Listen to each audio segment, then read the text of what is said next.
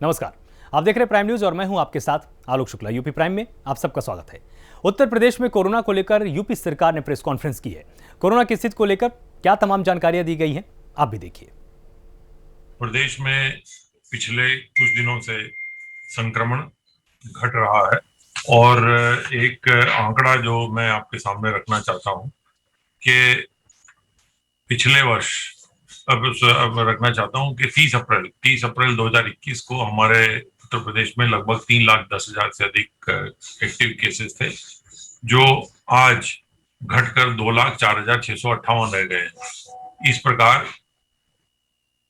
लगभग पिछले 13 दिनों में उत्तर प्रदेश में एक्टिव केसेस, कुल जो सक्रिय मामले हैं, वो लगभग 1,06,000 से अधिक संख्या से घटे हैं। तो ये जो केसेस में घटोतरी है, ये प्रदेश सरकार द्वारा माननीय मुख्यमंत्री जी के नेतृत्व में जो एक एग्रेसिव ट्रेस, टेस्ट और ट्रीट की जो एक रणनीति अपनाई गई है, उस रणनीति का परिणाम है। आपने देखा, जैसे आपको डाटा में बताया गया, कि पूरे प्रदेश में सर्विलेंस की हमारी जो निगरानी समितियां हैं, वो पहले पूरे प्रदेश में और शहरी क्षेत्र में और ग्रामीण क्षेत्र में घूम रही थी। अभी पूरी सभी 97,000 राजस्व गांव में निगरानी समितियों को एएनएम और हेल्थ वर्कर, आशा, आंगनवाड़ी वर्कर के साथ सहायता से पूरे गांव में, ग्रामीण क्षेत्र में वो एक एक घर जा रहे हैं, घर जाकर ट्रेस कर रहे हैं। अगर किसी को कुछ भी लक्षण है तो आरआरटी के माध्यम से, रैपिड रिस्पांस टीम के माध्यम से उनका एंटीजन टेस्ट कराया जाता है। संक्रमण के 17,775 नए मामले सामने आए हैं। इस प्रकार हम देख रहे हैं कि लगातार जो नए इन्फेक्शन है, उनकी संख्या प्रदेश में कम हो रही है। जो लोग कल उपचारित होकर डिस्चार्ज हुए हैं, उनकी संख्या 19,425 है।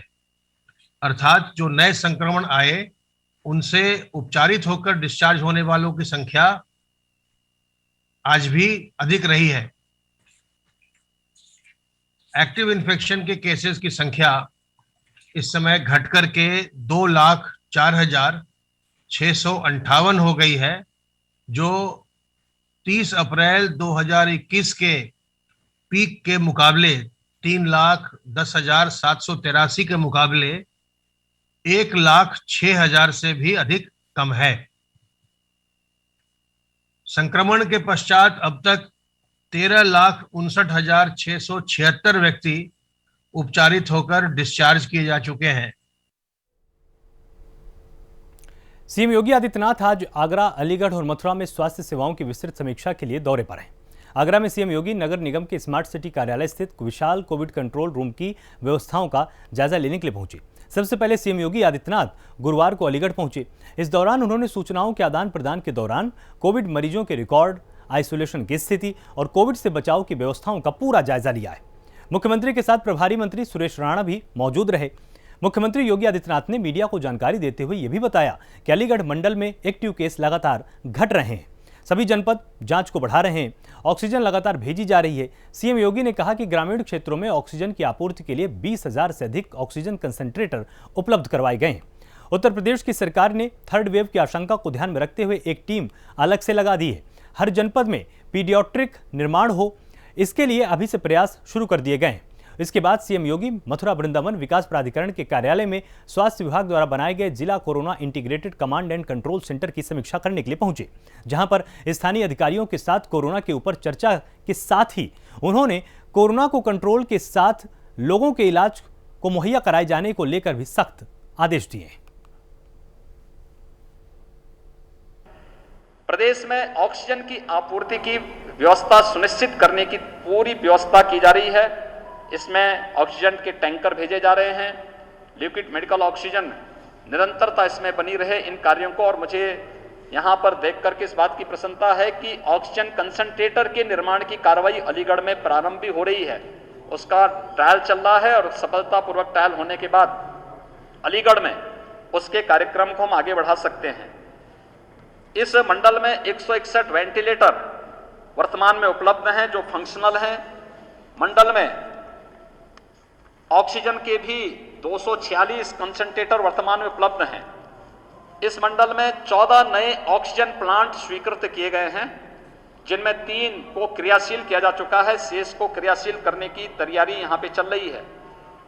मंडल में अब तक 4,13,280 45 प्लस के लोगों को टीका लगाया जा चुका है और जिन 18 जनपदों में हमारे 18 प्लस के लोगों को टीकाकरण की कार्रवाई प्रारंभ हुई है, उनमें अलीगढ़ भी है। मथुरा वृंदावन में भी टीकाकरण का 18 प्लस का कार्यक्रम संपन्न प्रारंभ हो चुका है। हम लोगों ने प्रदेश में अब तक 2,65,700 से अधिक यूथ को भी टीकाकरण के साथ जोड़ा है। वे लोग, उनका टीकाकरण हो चुका है और मथुरा के अंदर भी, मथुरा वृंदावन जनपद के अंदर भी 6,000 से अधिक यूथ अब तक 18 प्लस से टीकाकरण में आच्छादित हो चुका है। प्रदेश के अंदर वर्तमान में टीकाकरण के लिए देश के अंदर उपलब्धता को ध्यान में रखकर ग्लोबल टेंडर भी हम लोगों ने जारी किया है। प्रदेश के अंदर ऑक्सीजन का एक वैकल्पिक जो व्यवस्था हो सकती है, इसमें ऑक्सीजन कंसंट्रेटर एक बड़ी भूमिका का निर्वहन कर रहे हैं। अलग अलग जनपदों को हम लोगों ने कुल 20,000 ऑक्सीजन कंसंट्रेटर अलग से उपलब्ध करवाए हैं। तो आगरा मंडल में पिछले एक सप्ताह में लगभग 1750 एक्टिव केस कम हुए हैं। यानी ये दिखाता है कि इसमें लगातार गिरावट आ रही है, पॉजिटिविटी रेट कम हो रहा है और रिकवरी रेट बढ़ रहा है। इसमें हम लोगों ने फोकस किया है, खासतौर पर जो आदरणीय प्रधानमंत्री जी ने फर्स्ट वेव के समय एक बात कही थी कि ट्रेस, टेस्ट एंड ट्रीट, उस मंत्र को हम लोगों ने इसमें भी अपनाया है। लेकिन इसमें हमने अर्ली एंड एग्रेसिव कैंपेन को इसके साथ जोड़ करके इस सेकेंड वेव को उसी रूप में हम लोग लेकर के चल रहे हैं और उसी तर्ज पर हम लोगों ने अब तक प्रदेश में 4,36,00,000 से अधिक टेस्ट अब तक किए हैं, जो देश के अंदर सर्वाधिक है। प्रदेश में फर्स्ट वेव और सेकेंड वेव में अंतर एक देखने को मिला है कि फर्स्ट वेव में संक्रमण कम था, सेकेंड वेव में संक्रमण तीव्र होने के नाते ऑक्सीजन की भी उसी तीव्रता के साथ डिमांड हुई। ऑक्सीजन की क्राइसिस भी कई जगह देखने को मिली। पहले वेव में हमारे पास कुल ऑक्सीजन की खपत 300 मीट्रिक टन के आसपास होती थी। कोविड-19 संक्रमण की गंभीरता को देखते हुए पुलिस आयुक्त गौतम बुद्ध नगर आलोक सिंह के निर्देशन में सराहनीय पहल की गई है। इसमें कोरोना संक्रमित व्यक्ति जिसे प्लाज्मा की आवश्यकता है, वो कोविड हेल्पलाइन के माध्यम से संपर्क कर प्लाज्मा के लिए आवेदन कर सकता है। जरूरतमंद व्यक्तियों को नोएडा पुलिस के कोरोना वॉरियर्स अपना प्लाज्मा दान कर रहे हैं और आज इन कोरोना योद्धाओं का उत्साहवर्धन भी किया गया है। पुलिस मुख्यालय में सभी कोरोना योद्धाओं को आमंत्रित कर प्रशस्ति पत्र देकर सम्मानित भी किया गया है।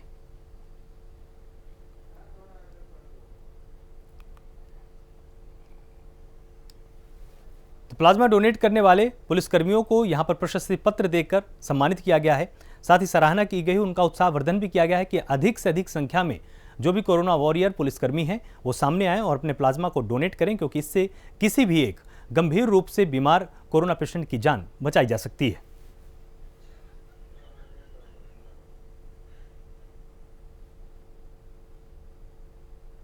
मुरादाबाद के कांठ विधायक राजेश कुमार चुन्नू और उनके पुत्र विक्रांत कोरोना महामारी में एक नेक पहल कर रहे हैं। दरअसल कोरोना महामारी को देखते हुए मरीजों के घर तक वो फ्री कोरोना की दवाई पहुंचा रहे हैं। कोरोना की चैन को तोड़ने के लिए विधायक दिन रात लोगों तक दवाई पहुंचा रहे हैं।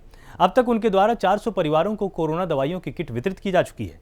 साथ ही उनका यह भी लक्ष्य है कि उनके विधानसभा में जितने भी लोग संक्रमित हैं उन तक दवाई पहुंचा दी जाए। तो कोरोना काल में विधायक की अच्छी पहल देखने को मिली है। संक्रमित मरीजों के घर तक दवाइयां पहुंचाई जा रही हैं, उनको फार्मासिस्ट की दुकानों में जाने की कोई ज़रूरत नहीं है। साथ ही आपको बताएं कि 400 परिवारों को दवा की किट उपलब्ध कराई जा चुकी है।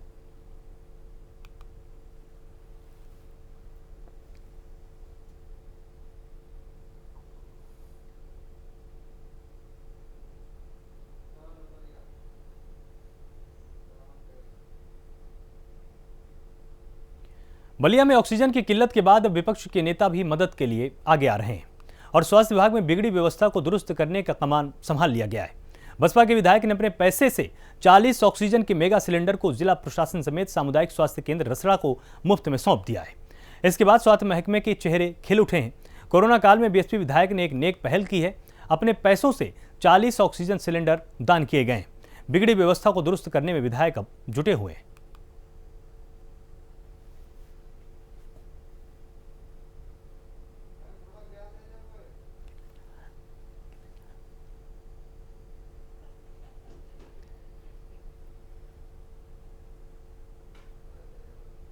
तो बिगड़ी व्यवस्था को दुरुस्त करने में विधायक जुटे हुए हैं। अपने पैसों से, अपने कोष से इन्होंने 40 ऑक्सीजन के सिलेंडर दिए हैं और उसके बाद से जो स्वास्थ्य विभाग है वहां के अधिकारियों के चेहरे खिल उठे हैं, क्योंकि इससे उनकी बहुत बड़ी समस्या हल हो चुकी है।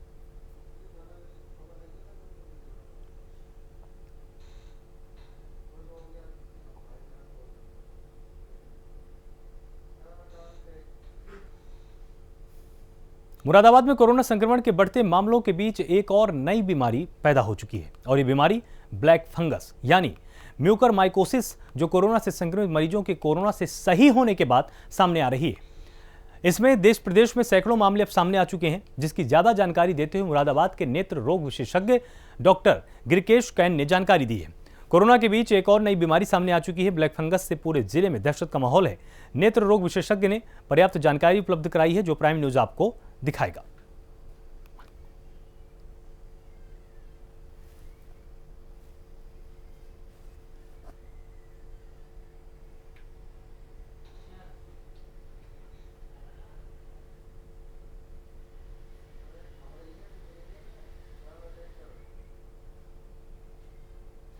बुलंदशहर में कोरोना महामारी के खिलाफ डीएम रविंद्र कुमार मैदान में उतर चुके हैं। डीएम रविंद्र कुमार ने सिकंदराबाद स्थित निजी प्रबंधन के L2 श्रेणी के कोविड अस्पताल नवीन हॉस्पिटल का निरीक्षण करते हुए अस्पताल में भर्ती कोविड संक्रमित मरीजों के स्वास्थ्य के संबंध में अस्पताल प्रबंधन से आवश्यक जानकारी ली है। साथ ही डीएम ने कोविड अस्पताल में भर्ती मरीजों के परिजनों से वार्ता कर मरीजों के स्वास्थ्य के विषय में भी जानकारी मांगी है। तो कोरोना के खिलाफ डीएम ने कमर कस ली है। रविंद्र कुमार ने कोविड अस्पताल का निरीक्षण के लिए वहां पर सफाई की तमाम व्यवस्थाएं जांची हैं और साथ ही ऑक्सीजन के सिलेंडर कितने हैं और कितनी इसकी डिमांड होती है, कितनी आपूर्ति होती है, पूरा विवरण वहां पर स्वास्थ्य संबंधी अधिकारियों से मांगी गई है। साथ ही जो तीमारदार मरीजों के साथ आए थे उनके पास भी गए, उनसे भी पूछा कि क्या किसी भी तरह का कुप्रबंधन इनको देखने को मिल रहा है। तीमारदारों के साथ डॉक्टरों का या वहां के स्टाफ का क्या व्यवहार है, यह भी जानने की यहां पर डीएम रविंद्र कुमार ने पूरी कोशिश की है।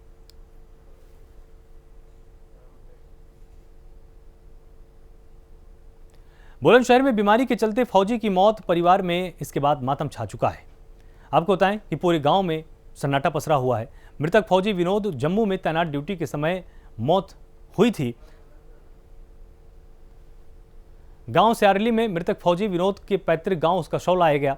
वहीं मृतक फौजी का गांव में शव पहुंचते ही लोगों की भीड़ उमड़ पड़ी।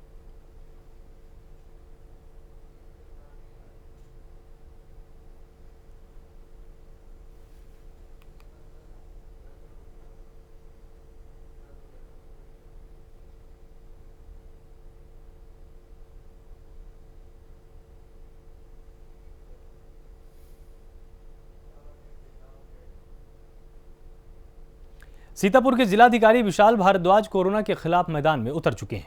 जिलाधिकारी ने सामुदायिक केंद्र मिश्रिक, नैमिषारण्य और गोंदला मऊ का आकस्मिक निरीक्षण किया है। जिलाधिकारी ने मरीजों को वितरित की जाने वाली दवाओं की उपलब्धता और वितरण की जानकारी भी मांगी है।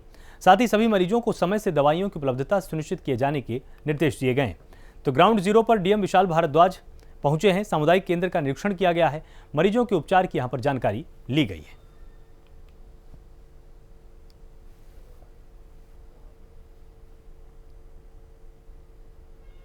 अयोध्या में कोरोना काल के बीच के निदान चिकित्सा केंद्र पर मरीजों के साथ मारपीट का मामला सामने आया है, जहां एक बेटा अपनी मां के इलाज के लिए पहुंचा था और जब उसका नंबर आया तो उसने डॉक्टर को दिखाने की बात कही, लेकिन हॉस्पिटल के कर्मचारियों ने उनसे बदसलूकी ही नहीं की, बल्कि इलाज कराने वाली बुजुर्ग महिला को धक्का भी दिया गया और अस्पताल से बाहर किया गया और गेट बंद कर दिया। वहीं पीड़ित का आरोप है कि उसकी बुजुर्ग मां की तबीयत खराब थी, जिसे दिखाने के लिए वह कई घंटे से लाइन में लगा हुआ था, लेकिन नंबर आने के बाद जब वो अस्पताल से डॉक्टर के पास गया, दिखाने की बात कही तो वहां मौजूद स्टाफ भड़क गया और मारपीट पर उतारू हो गए। सूचना पर पहुंची पुलिस ने दोनों पक्षों को समझा बुझाकर किसी तरह से मामला शांत कराया है।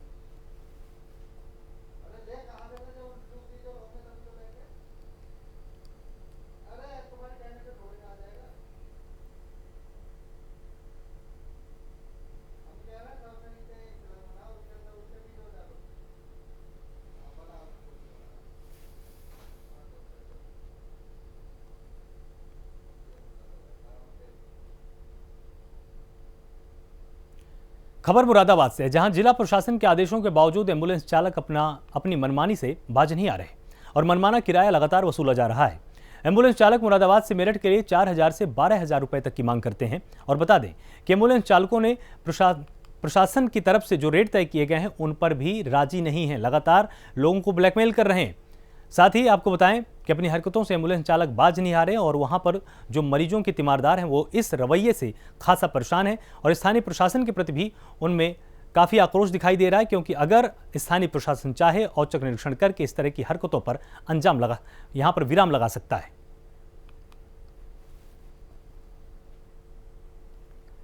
तो एम्बुलेंस के संचालक लगातार मरीजों से मनमाना किराया वसूल रहे हैं, चलने से बिल्कुल साफ तौर पर इनकार कर देते हैं, कई गुना किराया अधिक वसूला जाता है और स्थानीय प्रशासन भी चुपचाप एक गाइडलाइन जारी करके मूक दर्शक बना हुआ है।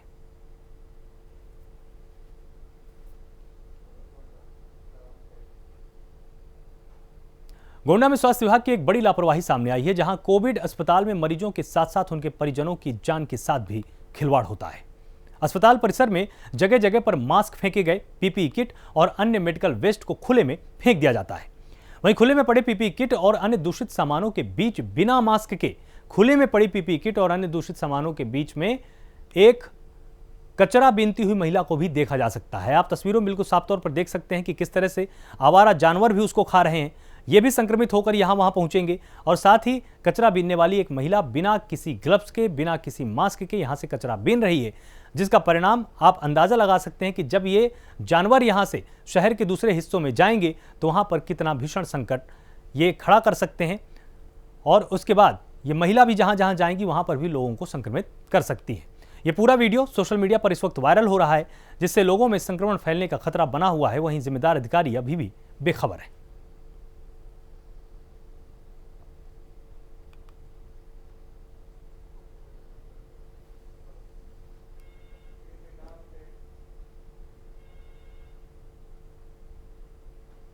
बुलंदशहर में सिस्टम की नाकामी और अलीगढ़ के निजी अस्पताल का कारनामा उजागर करती युवती के 2 वीडियोज सोशल मीडिया पर इस वक्त वायरल हो रहे हैं। पहली वीडियो में भाई और जीजा के लिए वेंटिलेटर की मांग करती हुई ये पीड़ित युवती दिखाई दे रही, जबकि दूसरे वीडियो में भाई और जीजा की मौत और अलीगढ़ के निजी अस्पताल के कारनामे ये पीड़िता उजागर कर रही है। तो निजी अस्पताल का कारनामा यहाँ पर उजागर किया गया है। युवती के 2 वीडियोज वायरल हुए हैं। भाई और जीजा के लिए ये वेंटिलेटर की मांग कर रही है।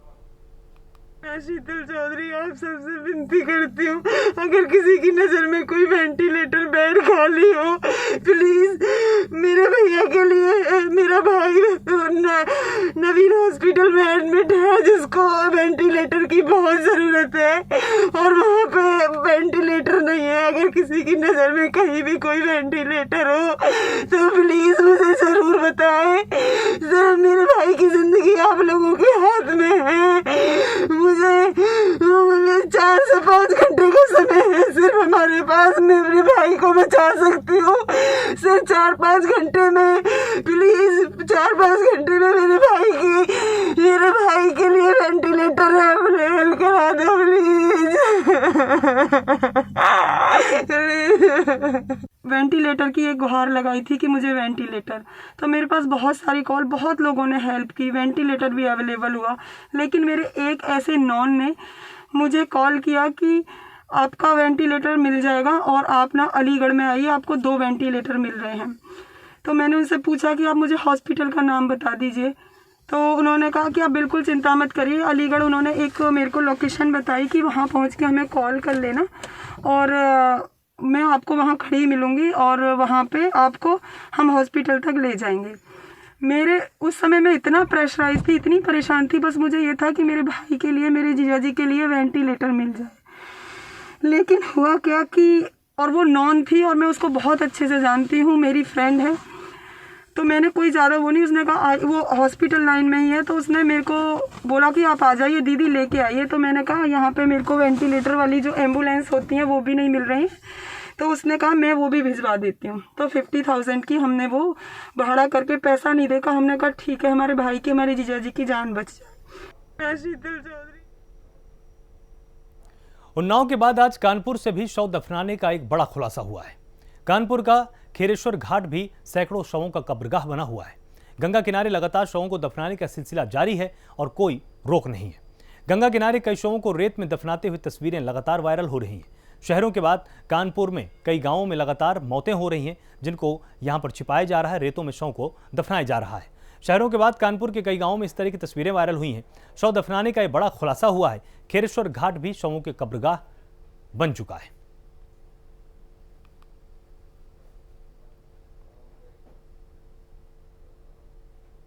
उन्नाव के ग्रामीण इलाकों में कोरोना संक्रमण बहुत ही तेजी के साथ फैल रहा है। इसका असर अब गंगा किनारे घाटों पर भी देखने को मिलता है। गंगा के किनारे बड़ी संख्या में शवों का अंतिम संस्कार किया जा रहा है। लोग पैसे न होने की वजह से शवों को जलाकर अंतिम संस्कार करने के बजाय दफना रहे हैं और अंतिम संस्कार इसी स्वरूप में कर रहे हैं। गंगा के किनारे के घाटों का आलम यह है कि अब शव दफन करने की जगह घाटों पर नहीं बची है। स्थानीय लोगों ने बताया कि पिछले एक महीने में 300 से ज्यादा यहां अंतिम संस्कार के लिए लोग आए हैं। आपको बताएं कि शवों में अधिकतर शवों को गड्ढा खोदकर दफन कर दिया जाता है। तो उन्नाव के ग्रामीण इलाकों में एक के बाद एक संदिग्ध परिस्थितियों में बड़ी संख्या में ग्रामीणों की मौत हो रही है। मरने वाले लोगों में ज्यादातर को खांसी, बुखार और सांस लेने में दिक्कत हुई और अंत में लोगों की मौत हो गई। इस तरह से ग्रामीण इलाकों में मरने वालों की संख्या हजारों में पहुंच चुकी है, क्योंकि जिस तरह से उन्नाव के रोतापुर घाट में एक माह में तकरीबन 300 के आसपास शवों को दफनाया गया, अंतिम संस्कार किया गया। इसके बाद आलम यह है कि अब शव दफनाने की जगह गंगा की रेती नहीं बची है। अब सिर्फ एक पट्टी है जिस पर शवों को जलाकर अंतिम संस्कार किया जाता है।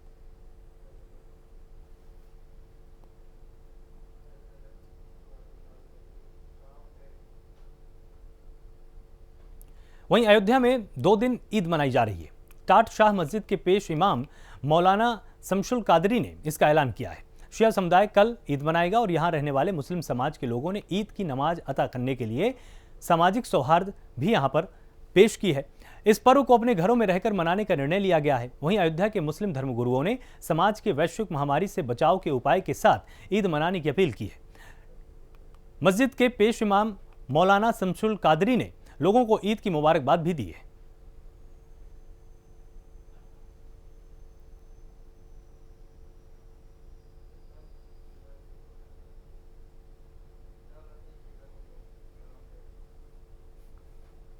लखीमपुर खीरी शहर में कोरोना का कहर थमने का नाम नहीं ले रहा।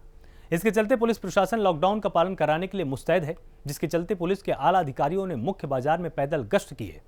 इस दौरान पुलिस ने छापेमारी भी की, जहां पुलिस ने लॉकडाउन का उल्लंघन करने वालों पर कार्रवाई की है और हालात का जायजा भी लिया है।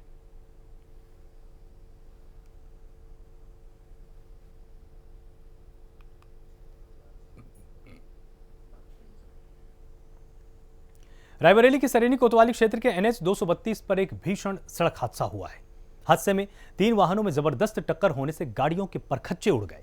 इस हादसे में एक व्यक्ति की मौके पर ही मौत हो गई है और 3 लोगों की हालत गंभीर बताई जा रही है।